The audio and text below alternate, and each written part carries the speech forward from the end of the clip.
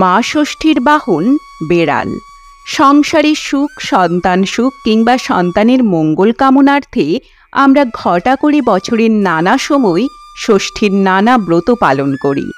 অথচ সবথেকে বড় সত্য, বেশিরভাগ বাঙালি গৃহস্থে বেড়ালের উপস্থিতিকে অমঙ্গলার্থেই দেখা হয়।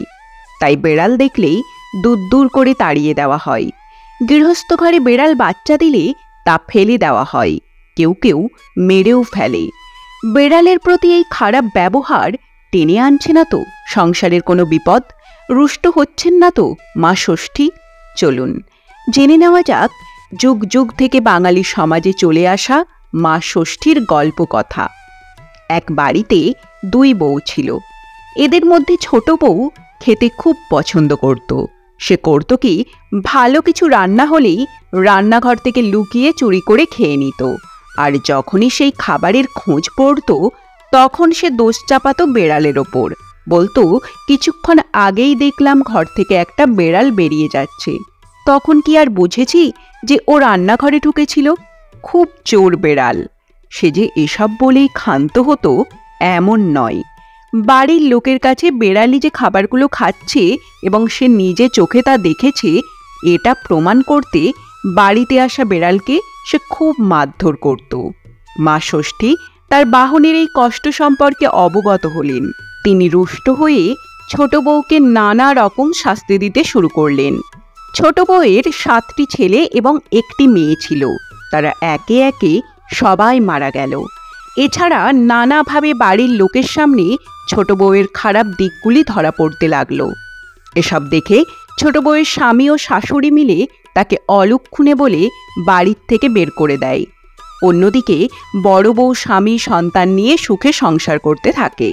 ছোট বউ বাড়ি থেকে বিতাড়িত হয়ে বনে গিয়ে কাঁদতে থাকে। সেই কান্না দেখে মা ষষ্ঠীর মায়া হয়।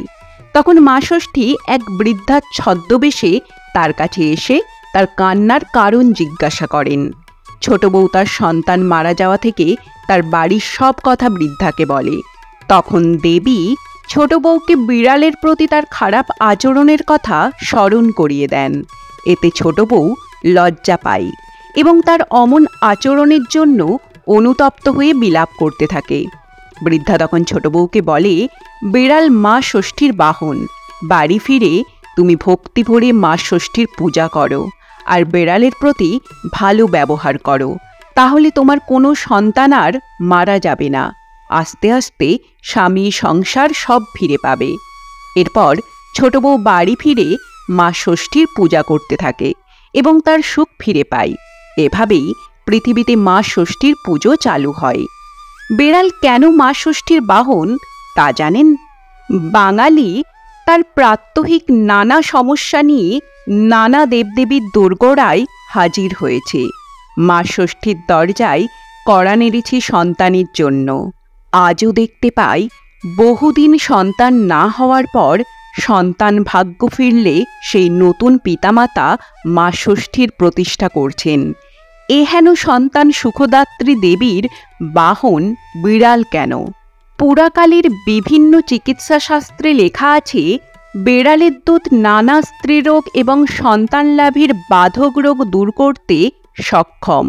সন্তান লাভের চিকিৎসা যেহেতু বেড়ালের শরীরে আছে এবং বেড়াল বহু প্রজননে সক্ষম, তাই প্রজনন দেবী মাতৃত্বের প্রতীক দেবী ষষ্ঠীর বাহন বেড়াল। তাই বেড়াল বাড়িতে থাকলে গৃহস্থের অকল্যাণ নয়, বরং কল্যাণই হয়।